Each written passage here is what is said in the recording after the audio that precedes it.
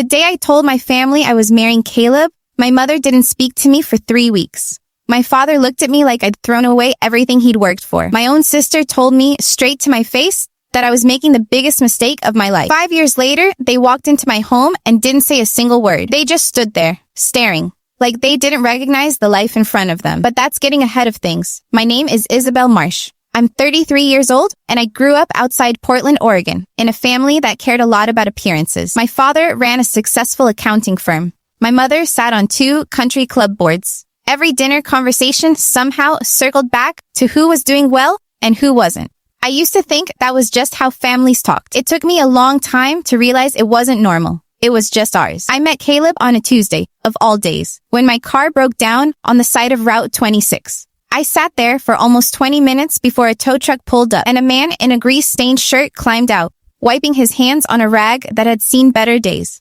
"Looks like your alternator," he said, popping the hood without even asking. "I can get you towed, or I can take a look right here if you're not in a hurry." I wasn't in a hurry. Not really. I just didn't want to admit that to a stranger. His name was Caleb. He ran his own small auto shop 2 towns over, the kind of place with a hand-painted sign and a dog that slept by the register. He talked to me like I was a person, not someone he was trying to impress or fix. When my car wouldn't start again, 10 minutes later, he laughed. Not at me, just at the moment, and said, "Well, looks like we've got some time to kill." We talked for almost an hour on the side of that road. About nothing important. About everything, really. I went back to that shop 3 more times that month. My car was fine every single time. He knew it too, I think, but he never said so. When I finally told my mother I was seeing someone, the first question she asked wasn't his name. It was, "What does he do?" "He owns an auto shop," I said. She set down her coffee cup very slowly. "Isabel, you have a master's degree." "I know what I have, Mom."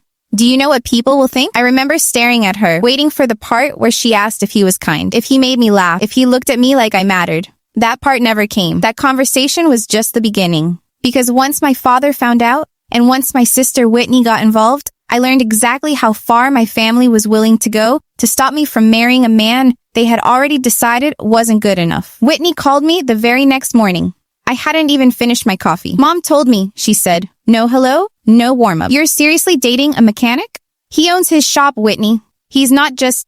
I don't care what he owns. Do you know what Dad's clients are going to say? Do you know what people at the club are going to say?" "I'm not marrying the club," I said. "I'm not even dating the club." She sighed, the kind of sigh she used to give me when we were kids and I'd embarrassed her in front of her friends. "I just don't want you to throw your life away." That word, throw away, followed me for months. Like loving someone who worked with his hands instead of a keyboard meant I was discarding everything I'd built. I brought Caleb to dinner 3 weeks later. I probably shouldn't have. I knew deep down exactly how it would go, but some small part of me still hoped my family would surprise me. They didn't. My father shook Caleb's hand like he was inspecting a used car. "So," he said, settling into his chair, "tell me about your business plan. Where do you see the shop in 5 years?" "Honestly," Caleb said, "I just want to keep doing good work. Take care of my customers." My father nodded slowly, the way he did when a client gave him an answer he considered naive. "No expansion plans? No second location?" "Dad," I said, "I'm just asking questions, Isabel." My mother barely touched her food. She kept glancing at Caleb's hands, at the faint grease stain along his knuckle that no amount of scrubbing ever fully removed. At one point, she asked him, with a tight little smile, "Do you enjoy that kind of work? Getting so dirty?" "I do, actually," he said, easy as anything. "There's something satisfying about fixing what's broken." Nobody at that table understood what he meant. I did.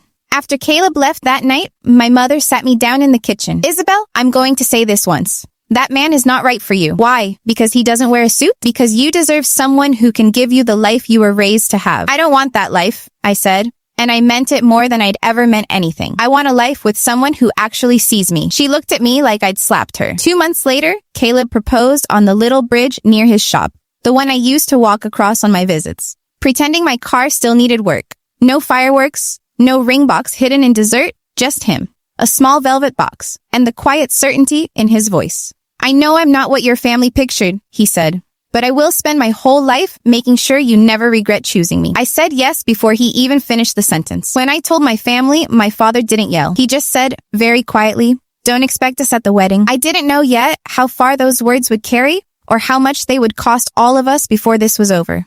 The wedding was small. My parents didn't come.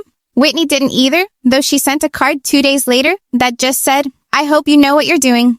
I read it twice and then put it in a drawer I never opened again. Caleb's family more than made up for it. His mother cried through the whole ceremony. Good tears, she kept insisting, and his father gave a toast about how he'd never seen his son light up the way he did around me. It was held in the backyard of Caleb's childhood home, outside Hood River. String lights strung between two old maple trees. Folding chairs borrowed from the shop. No fireworks, Caleb whispered as we danced to a song his uncle played on an old guitar. Just like I promised. It's perfect, I said, and I meant it. For the first year, I told myself my family would come around eventually. I sent photos. I called on birthdays. My mother answered, sometimes brief, polite, like she was speaking to a distant cousin. My father never picked up at all. Money was tight those first 2 years. Caleb's shop was steady but small, and I'd left my corporate marketing job to help him build the business. Doing the books, the website, anything that needed doing. We lived in a modest rental above a bakery. And some nights, we split a pizza and called it a celebration. I won't pretend it was always easy. There were nights I cried quietly in the bathroom, missing the family I'd lost, wondering if I really had thrown something away, just like Whitney said. Caleb never saw those nights. I made sure of that. He carried enough guilt already, even though none of it was his to carry. Then, in our 3rd year of marriage, everything nearly fell apart for a different reason entirely. Caleb collapsed at the shop on a Thursday afternoon. One of his employees called me, his voice shaking so badly I could barely understand him. By the time I reached the hospital, they were already running tests. His heart, they told me. A condition he'd never known he had. Something that had likely been building for years. I sat beside his hospital bed for 4 days straight, barely eating, barely sleeping, watching monitors I didn't understand, and praying to a God I hadn't spoken to in years. You have to let me go if something happens, he murmured one night, half conscious, exhausted. You have to be okay. Don't you dare talk like that, I said, gripping his hand so hard my fingers ached.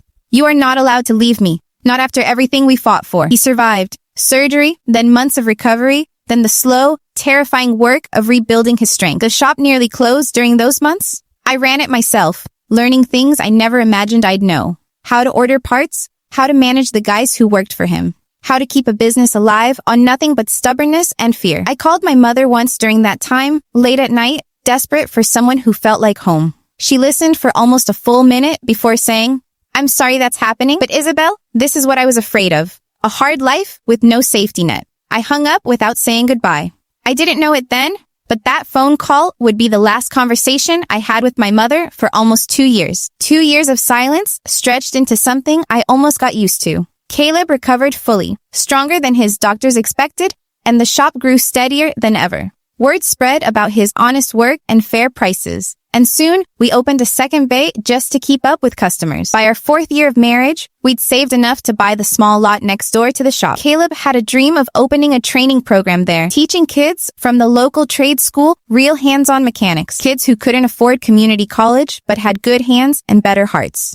I handled the grant applications, the partnerships with the school district, all the pieces he didn't have time for. Within months, it was real. Marsh Auto Academy, we called it. Half his name, half mine. A local news station ran a story on it that spring. Local mechanic turns heart attack into second chance for local teens. It aired on a Sunday evening. I didn't think much of it until 3 days later, when my phone rang and my mother's name appeared on the screen for the first time in almost 2 years. I saw the news segment, she said, her voice unsteady. Isabel, I didn't know. I told her she was welcome to visit if she wanted. I didn't expect her to actually come. I didn't expect any of them to. But the following Saturday, a car I didn't recognize pulled into our driveway. My mother stepped out first, then my father, then Whitney behind them, none of them saying a word. I walked outside to meet them, and for a moment, nobody moved. I gave them the tour myself, in silence mostly, because none of them seemed to know what to say. The training bay, filled with teenagers bent over engines, learning real skills for a real future. The wall near the office covered in thank you letters from families whose kids had found direction there. Then I brought them to the framed photos near the entrance. Caleb, pale and thin in a hospital bed on one side, and beside it, Caleb now, strong, laughing, teaching a 16-year-old how to change brake pads. My mother stopped walking. My father stopped beside her. Whitney stood a step behind, her hand pressed over her mouth. Nobody said anything for a long moment. My mother's eyes moved slowly across the room. The students, the letters, the 2 photographs, the life we had built out of everything they once called a mistake. She opened her mouth twice and closed it again, like the words kept catching somewhere she couldn't reach. It was Whitney who finally broke the silence. her voice barely above a whisper. I told you that you were throwing your life away. She shook her head slowly. I've never been more wrong about anything. My father cleared his throat, his voice rougher than I remembered. I was worried about the wrong things, Isabel. I'm sorry it took me this long to see that. My mother still hadn't spoken. She walked toward the second photograph, the one of Caleb laughing with his student, and pressed her fingers gently against the edge of the frame, as if she could somehow touch the 5 years she had missed. He almost died, she finally said. And you built all of this anyway. We built it together, I said quietly. That evening, we sat around our kitchen table for the first time in 5 years, Caleb's parents included, sharing a meal that wasn't fancy, just full. My mother reached over at one point and squeezed my hand, the way she used to when I was small. I'm proud of you, she said. I should have said that a long time ago. I looked around that table, at the family I was born into and the family I had chosen, finally sitting together, and I understood something I would carry with me forever. The life everyone warned me to leave was the very life that finally left them speechless.